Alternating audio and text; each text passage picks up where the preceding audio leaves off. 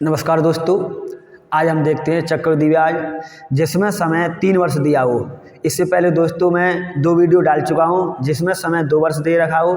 तो आप इस वीडियो को देखने से पहले आप उन दोनों वीडियो को देखिए ताकि ये वाली 3 वर्ष के लिए चक्रवृद्धि ब्याज आपकी समझ में आएगी। देखिए दोस्तों, आपको यहाँ पर दे रखा है कि मूलधन 10,000 रुपये, दर बराबर 10% है, समय 3 वर्ष है और ज्ञात करनी है आपको चक्रवृद्धि ब्याज। तो कैसे दोस्तों आप चक्रवृद्धि ब्याज निकालेंगे? देखिए दोस्तों, यहाँ पर आपको दर दे रखी है 10%, तो 10% को चेंज करें तो कितना हो जाएगा? 1/10। कितना हो जाएगा दोस्तों? 1/10।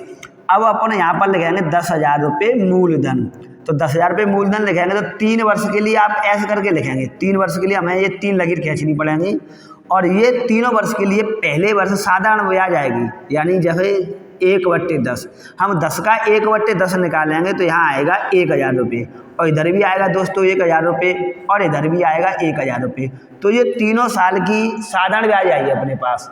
अब हम 2 वर्ष के लिए चक्रवृद्धि ब्याज कैसे निकालते थे? क्योंकि 2 वर्ष के लिए अपने पास ये वाला स्टेप होता था, केवल ये वाला।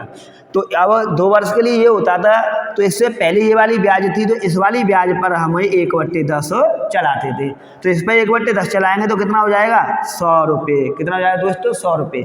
अब हमें 3 वर्ष के लिए चक्रवृद्धि ब्याज निकालनी है, तो 3 वर्ष के लिए हम चक्रवृद्धि ब्याज कैसे निकालेंगे दोस्तों? तो इससे पहले आप देखेंगे कि ये जो अंतिम ब्याज है ना, अपने पास अंतिम ब्याज से पहले अपने पास कितनी ब्याज दे रखी है? अंतिम ब्याज से पहले अपने पास 3 ब्याज दे रखी हैं। तो इन तीनों पर आपको 1/10 चलाना है, यानी इस 1,000 रुपये पर 1/10 निकालेंगे तो कितना हो जाएगा? 100। और इस 1,000 पर 1/10 निकालेंगे तो कितना हो जाएगा? 100। और इस 100 रुपये पर 1/10 निकालेंगे तो कितना हो जाएगा? 10 रुपये। ऐसे करके दोस्तों इन टोटल राशियों को आप जोड़ देंगे तो अपने पास क्या आ जाएगी? चक्रवृद्धि ब्याज। जैसे ये वाली जो राशि है ना, ये मैंने पहले भी आपको समझाया था कि ये तीनों वर्ष की साधारण ब्याज है और साधारण ब्याज में इस वाली राशि को और आप जोड़ देंगे तो हमें ये क्या मिल जाएगी? चक्रवृद्धि ब्याज। तो इन सबको जोड़ेंगे तो कितना हो जाएगा? 3,310 रुपये। कितना हो जाएगा दोस्तों? 3,310 रुपये, यानी 3,310 रुपये हो गई अपने पास चक्रवृद्धि ब्याज। और मैंने समझाने के लिए आपके लिए एक सवाल और दे रखा है दोस्तों। यहाँ पर मूलधन दे रखा है 21,600 रुपये और समय दे रखा है 3 वर्ष। चक्रवृद्धि ब्याज आपको पूछी गई है और दर दे रखी है 16.2/3%। तो 16.2/3% को चेंज कैसे करेंगे दोस्तों? यहाँ पर 1/6। अच्छा, आपको ये दिक्कत आ रही होगी इसको 1/6 कैसे लिख दिया? तो इसके लिए आप मेरी पिछली वीडियो को देखिए दोस्तों। सबसे पहली वाली जो वीडियो चक्रवृद्धि ब्याज की, उसमें मैंने इसको चेंज करके बताया है इसे कैसे लिखते हैं। आप इसे चेंज करेंगे तो उस वीडियो को आप देखिए। और अब देखिए दोस्तों, सबसे पहले यहाँ लिखेंगे 21,600 रुपये और 3 वर्ष के लिए लिखेंगे आप। तो 3 वर्ष के लिए दोस्तों ऐसे करके लिखेंगे। यहाँ पर निकालेंगे 1/6। तो 6 का भाग लगाइए 216 में, तो ये चला जाएगा 36 बार और 2 जीरो की 2 जीरो आ जाएगी। ये आ गया पहले वर्ष के लिए। ऐसे ही यहाँ पर 1/6 यानी 6 का भाग लगाएंगे इसमें, तो यहाँ पर भी कितना आएगा दोस्तों? 3,600 रुपये और इधर भी कितना आएगा? 3,600 रुपये। तो ये जो तीनों वर्षों की साधारण ब्याज आ गई। अब हमें चक्रवृद्धि ब्याज निकालनी है, तो सबसे पहले हम 2 वर्ष की चक्रवृद्धि ब्याज कैसे निकालते थे? तो वहाँ पर अपने पास 2 राशि हुआ करती थी, तो दोनों राशि में थे इस वाली राशि पर हम ब्याज चलाते थे यहाँ पर 1/6 और 3600 का 1/6 निकालें दोस्तों तो कितना हो जाएगा? 600। कितना हो जाएगा दोस्तों? 600 रुपये। अब इस वाली ब्याज से जो अंतिम ब्याज है, अंतिम ब्याज से पहले अपने पास कितनी ब्याज है? अंतिम ब्याज से पहले दोस्तों अपने पास 3 ब्याज हैं, जैसे ये 3600 और 600। तो इन तीनों पर अब आपको 1/6 चलाना है और लिखने का तरीका भी देखिए दोस्तों कैसे लिखेंगे। इस पर 1/6 चलाएंगे तो यहाँ कितना आ जाएगा? 600। 600 में से इधर लिखना है। इस पर भी 1/6 चलाएंगे तो यहाँ पर कितना लिखेंगे? 600। और इस पर दोस्तों 1/6 निकालें तो कितना आ जाएगा? 100 रुपये। अब इन टोटल राशियों को जोड़ दीजिए आप दोस्तों, तो अपने पास क्या मिल जाएगी? चक्रवृद्धि ब्याज। इधर लिख देता हूं मैं, देखो इसकी चक्रवृद्धि ब्याज कितनी आएगी। इन सब राशियों को जोड़िए आप। 3600 3600 3600 10,800 हो जाएगी और 600 600 600 इनको जोड़ेंगे तो टोटल राशि कितनी आ जाएगी अपने पास? 12,700। कितनी आएगी दोस्तों? 12,700 रुपये, यानी चक्रवृद्धि ब्याज आएगी अपने पास 12,700 रुपये। आप एक दो सवाल और समझिए दोस्तों, थोड़ा सा एक दो क्वेश्चन आपको अटपटा लगेगा। इसमें ना तो किसी सूत्र का प्रयोग किया गया है और ना किसी फॉर्मूला का, ये केवल एक तरीका है। तो आप इस तरीका को समझिए और आगे जो जितने भी सवाल हैं ना वो आसानी से हल हो जाएंगे, कहीं कोई दिक्कत नहीं आएगी। चलो हम और देखते हैं एक आध दो सवाल और दोस्तों, एक आध सवाल और देखिए दोस्तों, आपके लिए मैंने एक और उदाहरण लिया है समझाने के लिए। आप देखिए, इसमें भी हम चक्रवृद्धि ज्ञात करते हैं। यहाँ पर मूलधन दे रखा है आपको 51,200 रुपये, दर दे रखी है 12 से 1/2%, समय दे रखा है 3 वर्ष। तो हम दर को चेंज करेंगे तो यहाँ पर कितना लिखेंगे दोस्तों, 1/8।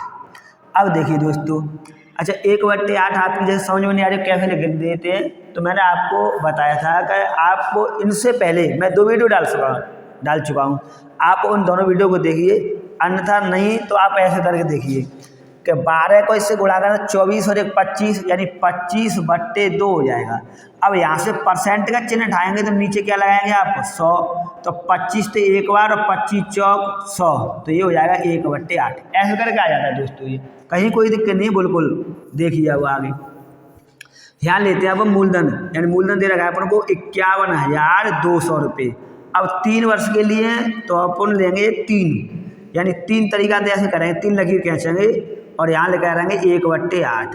तो 512 में 8 का भाग लगाइए आप, तो 8 का भाग लगाए तो कितना हो जाएगा दोस्तों, 64 और डबल जीरो और आ जाए तो ये हो जाएगा अपने पास 6400 रुपये।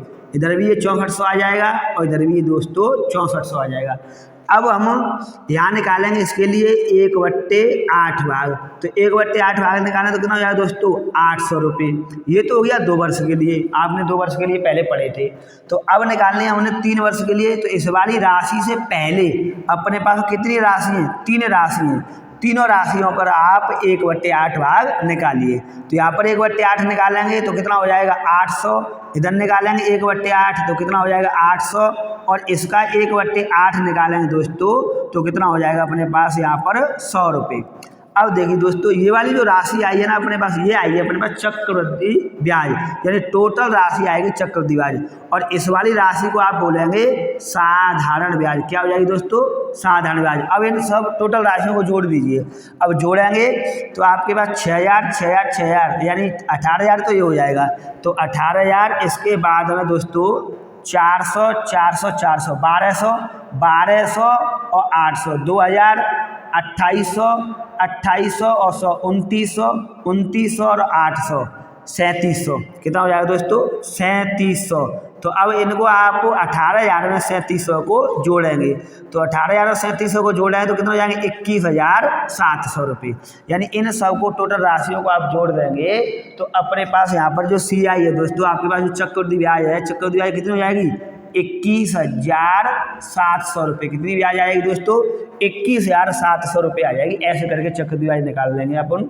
और आगे एक और उदाहरण मैंने ले रखा है आपके लिए, आप उसको भी समझिए। यहाँ पर दे रखा है, दर दे रखी है 6 से 2/3%, टी दे रखा है 3 वर्ष और मूलधन दे रखा है आपको 3375 रुपये और पूछा गया है यहाँ पर चक्रवृद्धि ब्याज। सबसे पहले दोस्तों हम 6 से ही 2/3 को चेंज करेंगे तो यहाँ कितना लिख देंगे, 1/15। अब 3 वर्ष के लिए लिखेंगे तो इधर लिखेंगे आप 3375 और 3 टांग खींचेंगे टेसू की, ऐसे करके। और इसका निकालेंगे 1/15। तो 15 का इधर भाग लगाएंगे तो कितनी बार जाएगा, यहाँ पर 225। इधर भी फिर 1/15 निकालेंगे आप तो 225 और इसका भी 225। यानी ये तीनों साल के लिए हम 1/15 निकालेंगे, ये हो जाएगी तीनों साल की साधारण ब्याज। क्या हो जाएगी दोस्तों, साधारण ब्याज। अब हम इस वाले पे 1/15 निकालते हैं, तो 1/15 इस पर निकालेंगे तो कितना हो जाएगा, 15 रुपये। अब हमें ये तो 2 वर्ष के लिए होगी, ये वाला जो सिस्टम है ना ये 2 वर्ष के लिए आ जाता है। अब हमें 3 वर्ष के लिए निकालना होता है, तो 225 से पहले अपने पास 3 राशि है तो इन तीनों पे ब्याज चलानी होगी आपको। तो इसका 1/15 निकालेंगे तो कितना आएगा, 15। इसका भी 1/15 निकालेंगे तो 15 और इसका 1/15 भाग निकालेंगे दोस्तों तो कितना आ जाएगा अपने पास, 1 रुपये।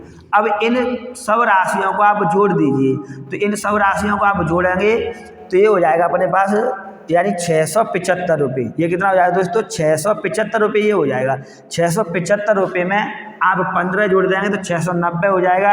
ये हो जाएगा आपके पास 105, 105, 120, 121 यानी 721 रुपया। चक्रवृद्धि ब्याज कितनी आ जाएगी दोस्तों अपने पास? 721 रुपये आ जाएगी अपने पास चक्रवृद्धि ब्याज। ऐसे करके निकाल दी दोस्तों। अब की बार हमने क्या किया यहाँ पर, केवल चक्रवृद्धि ब्याज निकाले, आपको 4 सवाल बताए।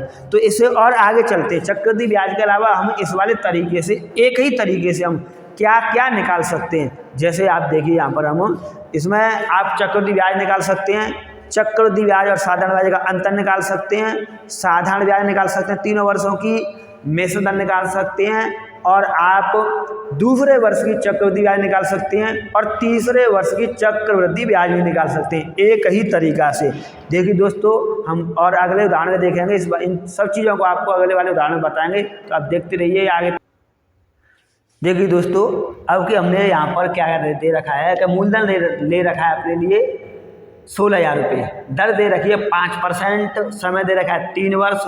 और इस वाले सवाल में देखो क्या क्या पूछ रहा है आपको, एक ही तरीका से हम सब कुछ निकाल सकते हैं। यहाँ पर आपको पूछ रहा है चक्रवृद्धि ब्याज क्या होगी, साधारण ब्याज क्या होगी, चक्रवृद्धि ब्याज और साधारण ब्याज का अंतर क्या होगा, मिश्र दर क्या होगा, दूसरे वर्ष की चक्रवृद्धि ब्याज क्या होगी, और तीसरे वर्ष की चक्रवृद्धि ब्याज क्या होगी। दोस्तों 2 वर्ष की चक्रवृद्धि ब्याज और दूसरे वर्ष की चक्रवृद्धि ब्याज दोनों में अंतर है। ऐसे ही 3 वर्ष की चक्रवृद्धि ब्याज और तीसरे वर्ष की चक्रवृद्धि ब्याज दोनों में अंतर है। दोस्तों देखिए यहाँ पर कैसे निकालते हैं। सबसे पहले हम दर को चेंज करेंगे तो 5% पे क्या लिख देंगे 1/20, और इधर लिखेंगे अब 16,000 रुपये, और 16,000 रुपये को 3 भागों में बांटेंगे ऐसे करके। तो 3 भागों के लिए लिखेंगे यहाँ निकालेंगे 1/20 भाग। कितना निकालेंगे दोस्तों 1/20, यानी 20 का भाग लगाइए 16,000 में, तो कितना आ जाएगा तो अपने पास 800 रुपये। कितना आएगा दोस्तों 800। ये पहले वर्ष के लिए 800 आ गया, तो दूसरे वर्ष के लिए भी 800 आएगा, और तीसरे वर्ष के लिए भी दोस्तों 800 रुपये आएगा। यानी इन सब का हमको 1/20 निकालना पड़ता है। अब इसका 1/20 निकालेंगे आप, तो इसका भाग लगाएंगे तो कितना आ जाएगा अपने पास 40 रुपये। कितना आएगा दोस्तों 40 रुपये। अब देखिए इस वाले का भी 1/20 निकालेंगे दोबारा से इधर, तो यहाँ कितना आ जाएगा 40 रुपये। अब इसका 1/20 निकालें तो कितना आ जाएगा 40 रुपये। अब इसका 1/20 निकालेंगे दोस्तों तो कितना आ जाएगा अपने पास 2 रुपये। कितना आ जाएगा दोस्तों 2 रुपये। अब देखिए आप क्या क्या निकालते हैं यहाँ पर, चक्रवृद्धि ब्याज। तो चक्रवृद्धि ब्याज में क्या होता है, इन सबको अपन जोड़ देंगे तो ये हो जाएगी चक्रवृद्धि ब्याज। तो सबसे पहले हम साधारण ब्याज लिखते हैं यहाँ पर। साधारण ब्याज ये वाली जो राशि है ना अपने पास, ये अपने पास हो जाएगी साधारण ब्याज, यानी 3 वर्षों की साधारण ब्याज, यानी इनको जोड़ दें तो कितना आएगा 2400 रुपये। तो 2400 रुपये आएगी अपने पास यहाँ पर साधारण ब्याज।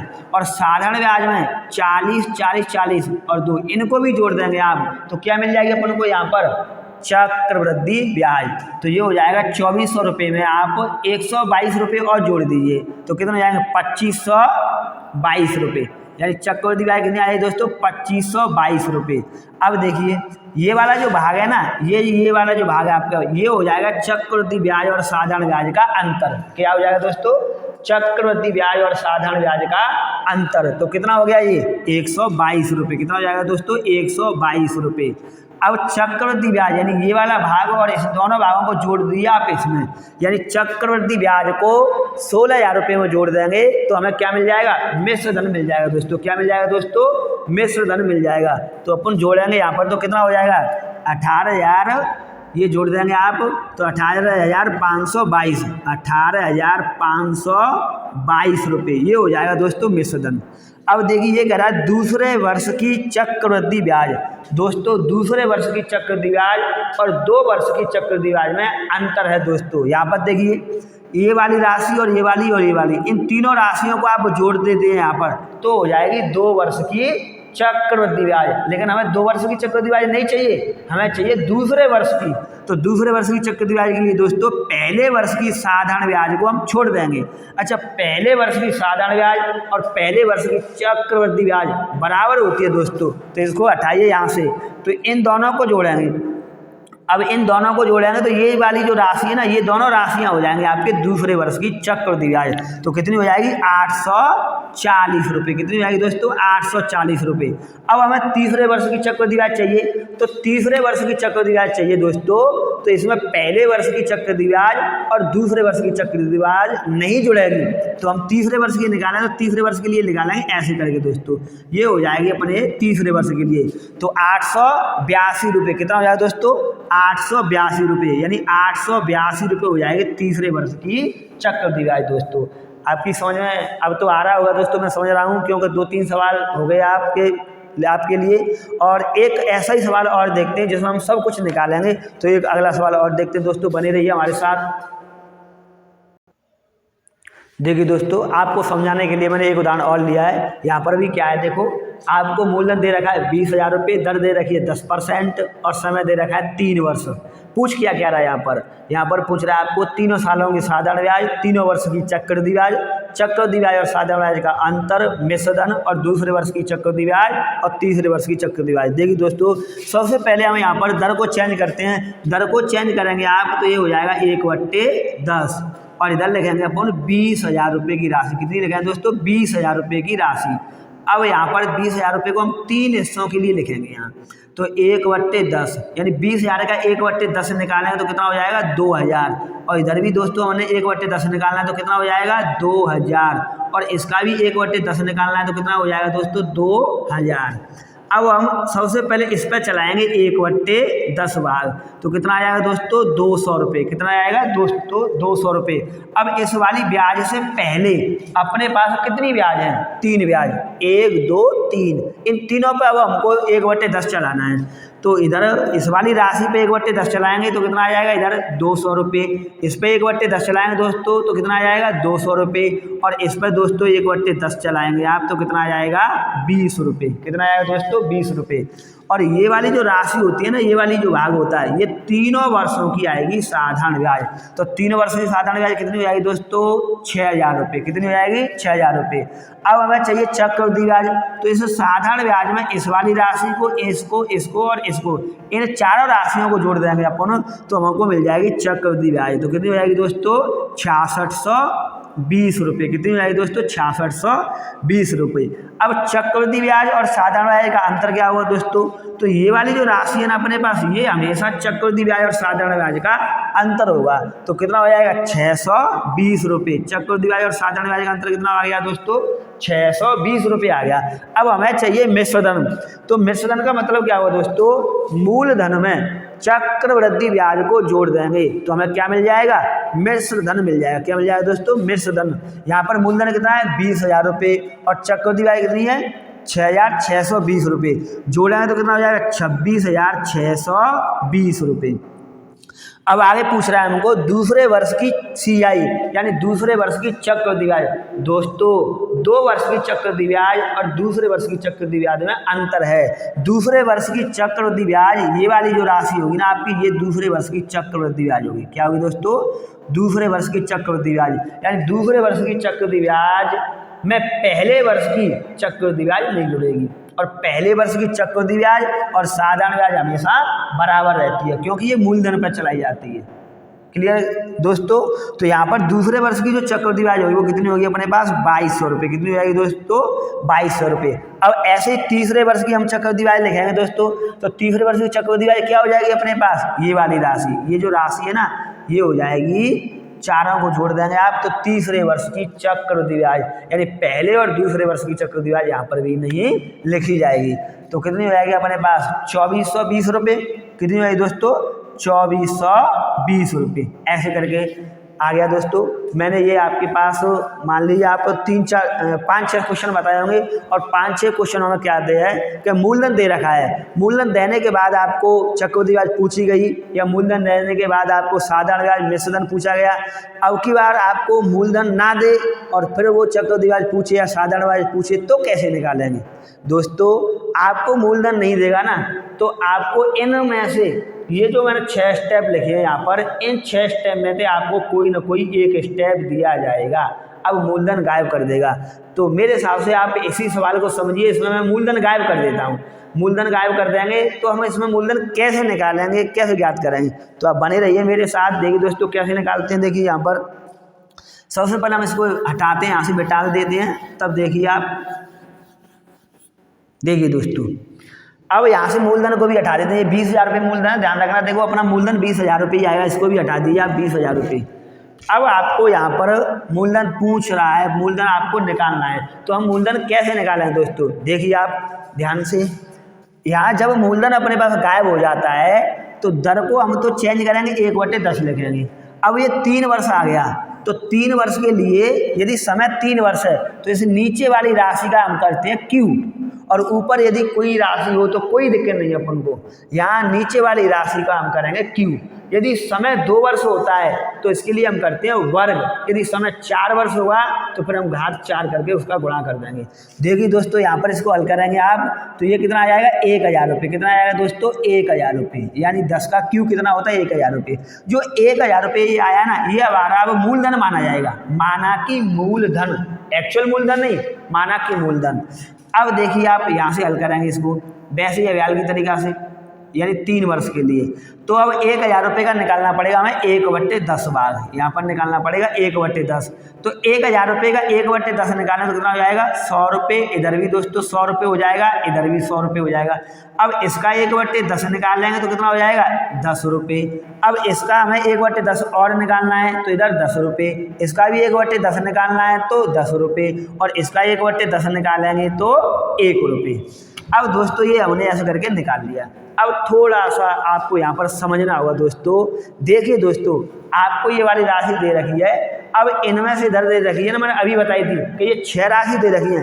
इन 6 राशि में से आपको यहाँ पर कोई ना कोई एक राशि देगा। यानी क्वेश्चन ऐसे बन जाएगा कि किसी राशि का मूलधन नहीं दे रखा है और दर दे रखी है 3 वर्ष, और फिर दे देगा वो आपको कि साधारण ब्याज आपको दे रखी है, तो बताइए मूलधन क्या हुआ? या पर वो ऐसे कह सकता है कि चक्रवृद्धि ब्याज 6620 रुपये हो, तो बताइए मूलधन क्या हुआ?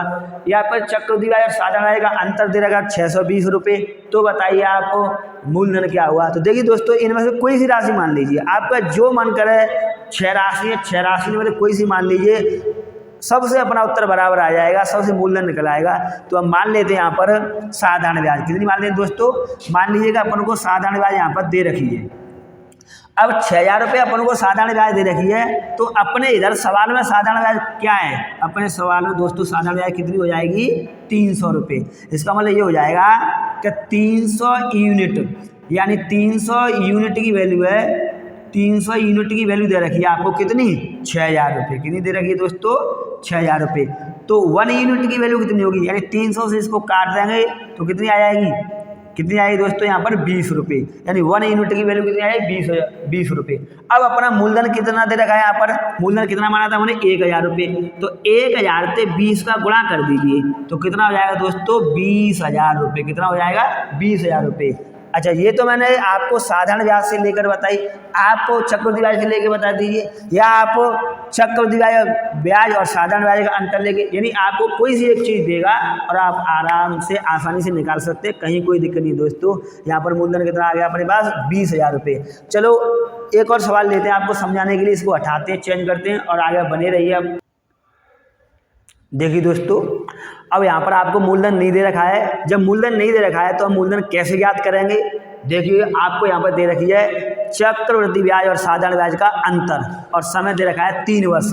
अच्छा दोस्तों, आपको ये वाली वीडियो कम पसंद आ रही हो या समझ में कम आ रही हो, तो इससे पहले आप 2 वीडियो को देखिए। मैंने इससे पहले 2 वीडियो डाली थी, उसमें समय 2 वर्ष लिया गया है, वहाँ पर सब कुछ समझा गया है, और इसमें भी मैं समझा रहा हूँ आपको। तो आप देखते रहिए दोस्तों, बने रहिए मेरे साथ। सबसे पहले क्या करते हैं, यहाँ पर दर दे रखी है, तो दर को हम अब चेंज करेंगे। अब दर को चेंज करें तो कितना हो जाएगा? 1/10। कितना हो जाएगा दोस्तों? 1/10। मैंने हरियाल भी बताया था, इससे मान लो पिछले वाले सवाल में बताया था आपको कि समय 3 वर्ष होगा तो हम जो नीचे यानी हर में जो वैल्यू आएगी उसका क्यू करते हैं, और समय 2 वर्ष होगा तो उसके लिए हम क्या करेंगे? वर्ग। तो यहाँ पर क्यू करेंगे दोस्तों, तो ये कितना हो जाएगा? 1,000 रुपये।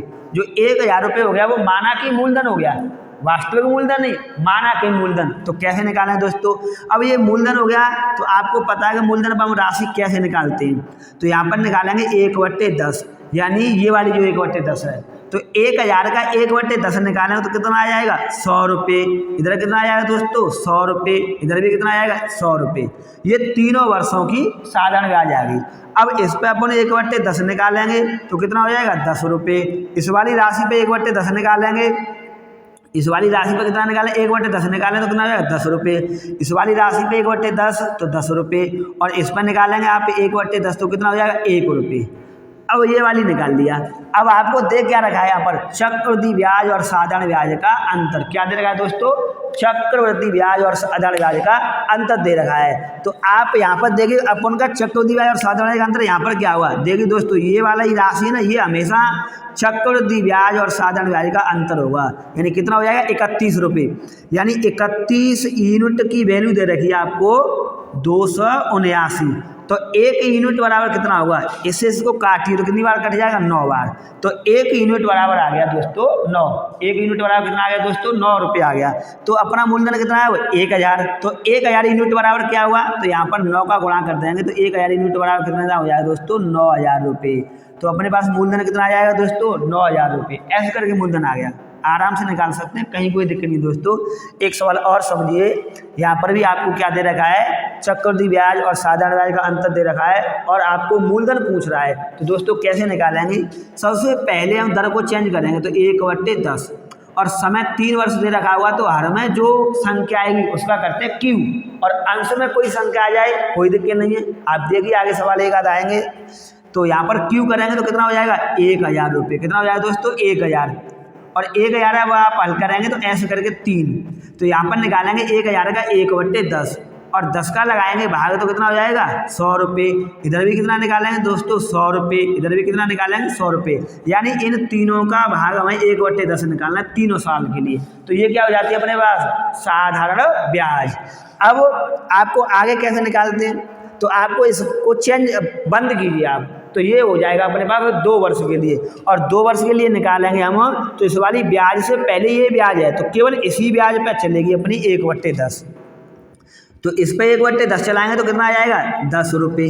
अब अंतिम जो ब्याज है अपनी ये वाली, इस वाली ब्याज से पहले अपने पास कितनी ब्याज है, 3 ब्याज दे रखी है, 1 2 3। तो इन तीनों का अपन को 1/10 निकालना है। तो इस वाली राशि का 1/10 निकालेंगे तो यहाँ 10 लिखेंगे, इस वाली राशि का 1/10 निकालेंगे तो यहाँ 10 लिखेंगे, और इस वाली राशि का 1/10 निकालेंगे दोस्तों 1/10 निकालेंगे तो यहाँ 1 लिखेंगे। क्लियर। अब आपको दे क्या रखा है, दे रखा है दोस्तों यहाँ पर चक्रवृद्धि ब्याज और साधारण ब्याज का अंतर। अच्छा, अपन को चक्रवृद्धि ब्याज और साधारण ब्याज का अंतर कौन सा होगा, ये वाली राशि कौन सी होगी दोस्तों, ये वाली राशि अपने पास चक्रवृद्धि ब्याज और साधारण ब्याज का अंतर हो जाएगा। तो कितना होगा ये 31 रुपये। तो 31 यूनिट की वैल्यू दे रखी है अपने पास 620 रुपये। तो 1 यूनिट की वैल्यू कितनी हो जाएगी, इसको काट लेंगे आप 20 रुपये। तो 1 यूनिट बराबर 20 रुपये हो गया दोस्तों। तो 1000 यूनिट बराबर कितना होगा, तो यहाँ पर गुणा करेंगे तो कितना आ जाएगा दोस्तों अपने पास 20,000 रुपये। कितना आ जाएगा 20,000 रुपये। ये हो जाएगा अपने पास 20,000 रुपये मूलधन दोस्तों। और देखिए अब की तो हमको यहाँ पर चक्रवृद्धि ब्याज और साधारण ब्याज का अंतर दे रखा है, अब की शायद कुछ और दे रखा हुआ या कुछ और निकालना हुआ, तो हम कैसे निकालें दोस्तों, बने रहिए हमारे साथ। देखिए दोस्तों, अब अपने पास यहाँ पर मूलधन नहीं दे रखा है, दर दे रखी है आपको 16 से 2/3%, और आपको दे रखा है यहाँ पर तीसरे वर्ष की चक्रवृद्धि ब्याज, यानी तीसरे वर्ष की CI। यदि आपको तीसरे वर्ष की चक्रवृद्धि ब्याज दी हो तो आप मूलधन कैसे याद करेंगे दोस्तों। देखिए सबसे पहले हम दर को चेंज करते हैं, तो 16 से 2/3% को क्या लिखेंगे दोस्तों 1/6। क्या लिखते हैं दोस्तों 1/6। अब यहाँ पर समय 3 वर्ष है तो इस वाली संख्या क्या करेंगे हम Q, क्या करें दोस्तों Q, और 6 का Q कितना हो जाता है 216। अब 3 वर्ष के लिए करेंगे आप तो बिल्कुल सेम ऐसे करेंगे, तो यहाँ पर 1/6 भाग निकालेंगे, तो 6 का भाग 216 में लगाएंगे तो कितना आएगा दोस्तों 36। यहाँ पर भी कितना आएगा 36, इधर भी कितना आएगा 36, क्योंकि तीनों वर्ष के लिए बराबर आना है। अब इसका हम 1/6 भाग निकालेंगे तो यहाँ कितना आएगा 6 रुपये, और इसका दोबारा से 1/6 भाग निकालेंगे तो कितना आएगा 6 रुपये, इसका भी 1/6 निकालें तो कितना आ जाएगा 6 रुपये दोस्तों। अब इधर इसका निकालेंगे 1/6 भाग तो कितना आया दोस्तों 1 रुपये।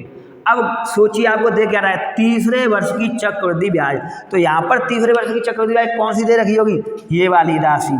ये जो राशि है ना, ये तीसरे वर्ष की चक्रवृद्धि ब्याज है। तो 36 और 6 42 और 6 48 से 49, यानी 49 रुपये दे रखी है आपको तीसरे वर्ष की चक्रवृद्धि ब्याज।